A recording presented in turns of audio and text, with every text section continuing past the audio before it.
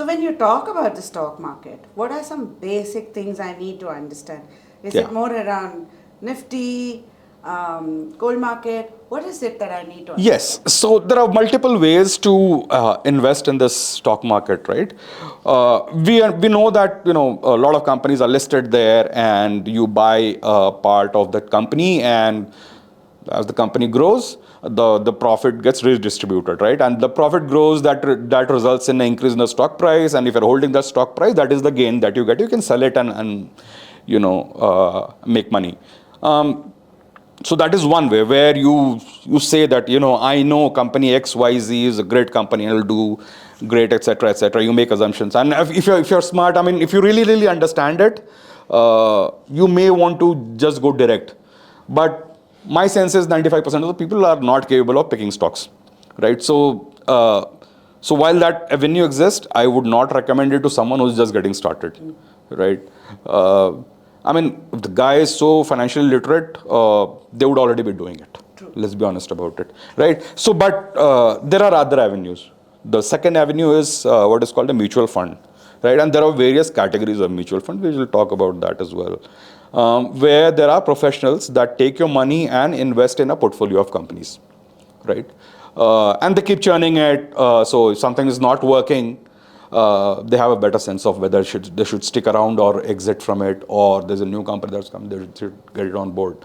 And we'll see some long-term data from these mutual fund companies that I think for 95-96% of the audience, that is the way to to have a market exposure, right? So there's mutual fund. Then there are indices like Nifty, which is a collection of the top 50 companies in India, right? And there is a way to buy Nifty, right? So Nifty Bees is an index fund.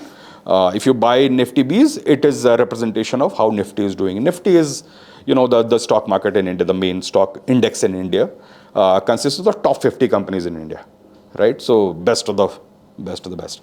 And the best part is they keep churning that list of 50. So if something is not performing very well in terms of the price movement, it gets thrown out and the next one comes in. Yeah. So there's an automatic rebalancing happening here. So that is why the index works very well. So if you're invested long term, and unless there is a major, major catastrophe for a long span of time, you'll be okay. Yeah. Because economy keeps growing, company is getting better. If something is not working, that company gets thrown out and a better company replaces it. What's a major catastrophe? Would COVID be one? Well, COVID was very momentary. It was, from a stock market perspective, COVID was a catastrophe for a very short span of time, like 3 months. Within 3 months, all the losses were recovered and the stock market boomed after that. So if I look at 2020, it has given phenomenal results.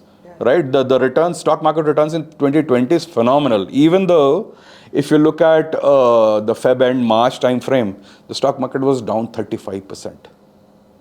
Index was down 35%. So imagine more than 1/3 of your portfolio is wiped out. But here is another. So this is another. This is actually the real problem. What happens is that there was a study conducted in the US. Mutual funds have shown their returns over the last 20 years, right? So they're saying that, we gave a CAGR of 12% or whatever. Let's assume 12%. They did a deep study of, what is it that the customers really made. I'll be surprised they didn't make more than 6 to 7%. The reason was, when there was a catastrophe like that, a lot of people exited. Never came back. Never came back. So they took the loss, but they never rode the wave back. So while while the fund gave a return of 12-13%, when they aggregated what was the real return that the users got, most of the customers got, it was just 6-7%. So this brings in another problem. This brings in another thing that we need to look at. So by now we understand that the return comes at a risk. Any returns over that FD rate comes at a risk. Now the question is there a way to minimize that risk, right? Eventually, what will happen is, so if you are like really young, right? you don't need to be that risk averse, because first the amount of money that is invested is small.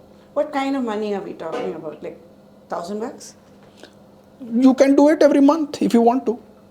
So the thing here is doing it every month. That is what is important. It doesn't matter how much. It doesn't about matter how doing much. it Yeah. regularly. You do what you can, and there is a growth path for that. I mean, I can show you what it can translate to you, starting with any number, right? So it doesn't matter how much, or the way to think about it is, you can also think of X percentage of my salary.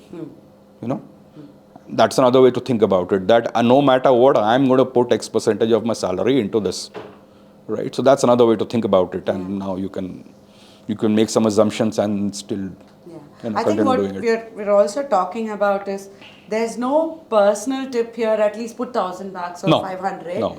It's up to each one of us. Yes. The sheet is actually going to allows you to play around. Yes. To see what is your risk appetite and what you're. No, I don't think it is about risk appetite. It is about how much are you willing to compromise on your lifestyle today to invest here for a better future. I think it is about that, right? Repeat that. Yes. So it's about making a compromise on your current lifestyle for a better tomorrow. Yeah. That is how I would think about it. And again, it's easier said than done.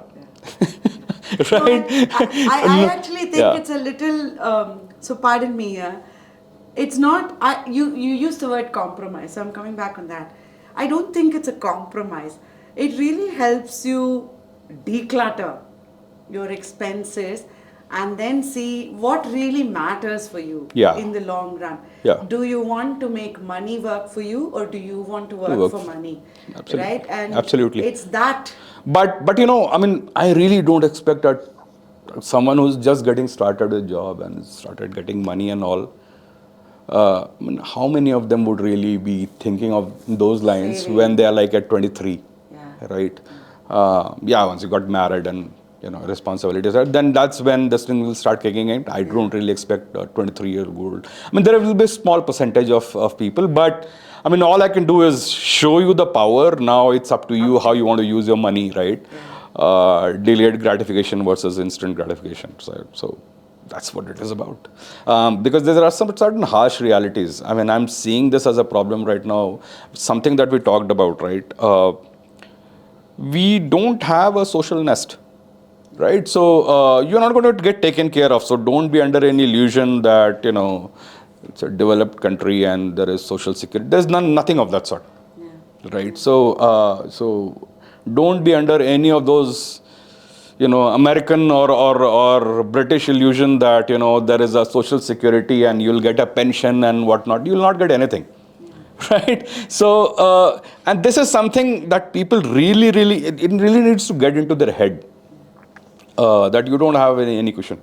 So, if you are really earning well right now, better start thinking about, saving and making a future for yourself, because this American model of living paycheck to paycheck is not going to work for you in India.